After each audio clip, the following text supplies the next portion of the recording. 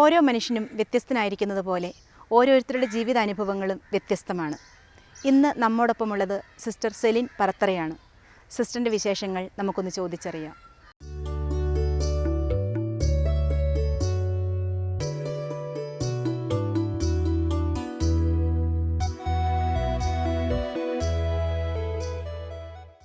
സിസ്റ്ററിൻ്റെ കുട്ടിക്കാലമൊക്കെ ഒന്ന് ഓർത്ത് പറയാമോ? കുട്ടിക്കാലം ഞാൻ പറഞ്ഞില്ലേ, 8 പേരുള്ള ഒരു ഫാമിലി, 8 സഹോദരങ്ങൾ ഉള്ള ഫാമിലിയിൽ നിന്നാണ് ഞാൻ. അതായത് ഇച്ചിരി സ്ട്രിക്റ്റൊക്കെ ആയിട്ടാണ് വളർന്നത്. ഫാദർ ടീച്ചറായ കാരണം. അതുപോലെ തന്നെ ഞാൻ 5ാമത്തെ ആളാണ്. മൂത്ത സഹോദരങ്ങൾ 2 പേരും ടീച്ചേഴ്സായിരുന്നു. അപ്പോൾ അവർക്കും അവരുടേതായ ഡിസിപ്ലിനും കാര്യങ്ങളും അതുമൊക്കെ നമ്മൾ അനുസരിച്ച് വേണമായിരുന്നു വീട്ടിൽ ജീവിക്കാൻ. എന്നാൽ സ്വാതന്ത്ര്യം ഉണ്ടായിരുന്നതാനും എപ്പോഴും ഡിസിപ്ലിൻ അല്ലായിരുന്നു. ഒരു സിസ്റ്റർ ആകണമെന്ന ആഗ്രഹം സിസ്റ്ററിന് എങ്ങനെയാണ് ഉണ്ടായത്? ഈ മടത്തി ചേരണമെന്ന് അതൊരു സിസ്റ്റർ ഇങ്ങനെ പറഞ്ഞു, ഇങ്ങനെയുള്ള ലൈഫിലേക്ക് പോകുന്നതാണ് നല്ലത്. അതേപ്പറ്റി ആലോചിച്ച് പുള്ളിക്കാരത്തി എന്നെ കൊണ്ട് പ്രാർത്ഥിപ്പിക്കുമായിരുന്നു. പിന്നെ ഞങ്ങൾ മഴവും വീടും ഒക്കെ ആയിട്ട് അടുത്തടുത്താണ്. അതുപോലെ തന്നെ ഈ ബന്ധമുള്ള സിസ്റ്ററുള്ള കാരണം വീട്ടിൽ വന്നെങ്കിൽ പുള്ളി വീട്ടിൽ വരും.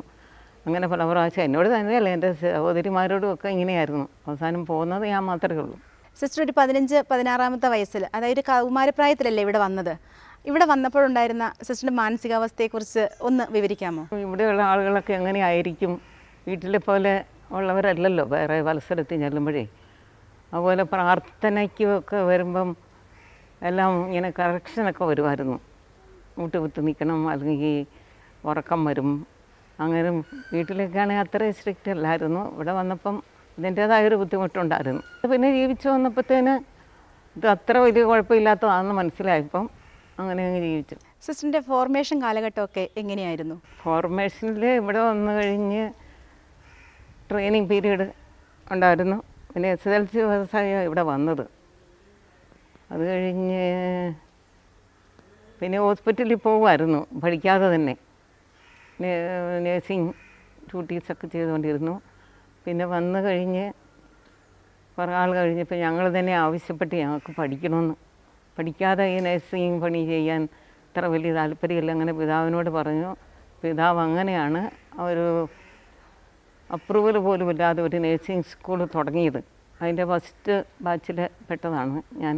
സിസ്റ്റർ നേഴ്സായി ജോലി ചെയ്യുന്ന സമയത്ത് ആൾക്കാരുമായിട്ടുള്ളൊരു ബന്ധം എങ്ങനെയായിരുന്നെന്ന് ഒന്ന് പറയാമോ?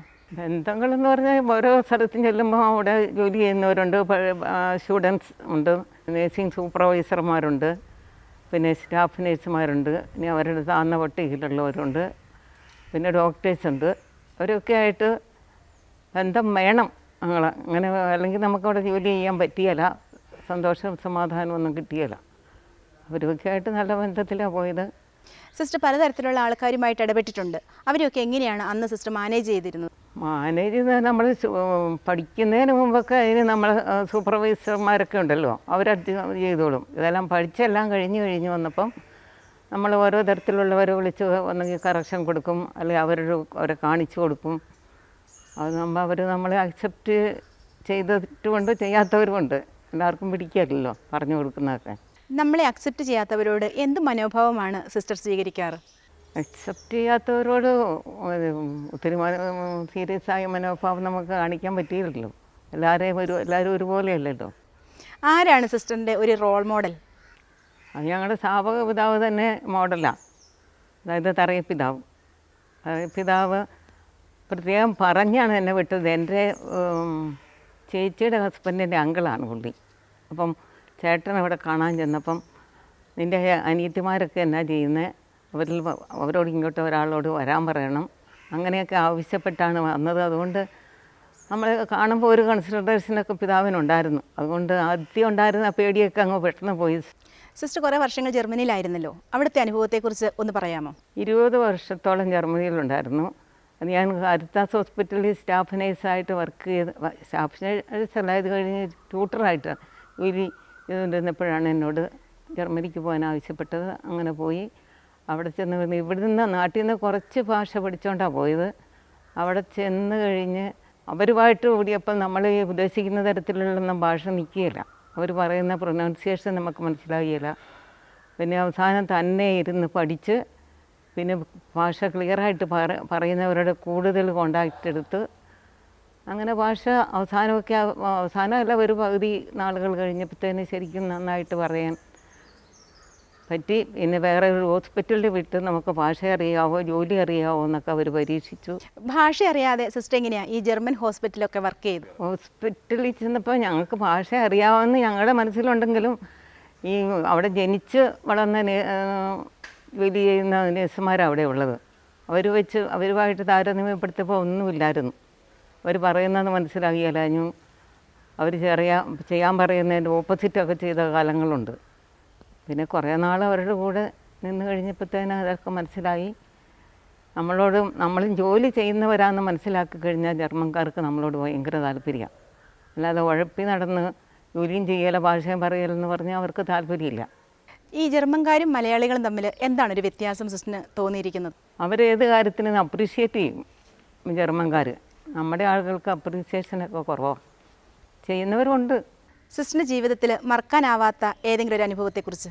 ഞാൻ ഇൻസ്റ്റിറ്റ്യൂട്ടിൽ വന്നു നേഴ്സിംഗ് പഠിച്ചുകൊണ്ടിരുന്ന സമയത്താണ് എൻ്റെ ഫാദർ മരിക്കുന്നത്. അതൊരു ബുദ്ധിമുട്ടായിട്ട് തോന്നി അന്നേരം.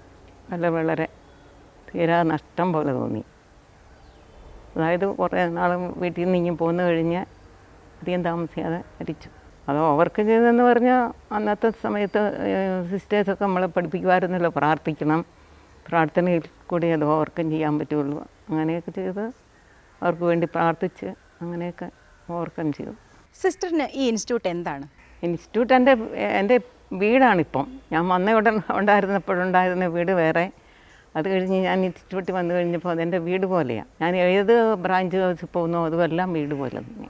സിസ്റ്റർ സെലിൻ പറത്തറയ്ക്ക് എല്ലാവിധ ആശംസകളും നേർന്നുകൊണ്ട് നന്ദി.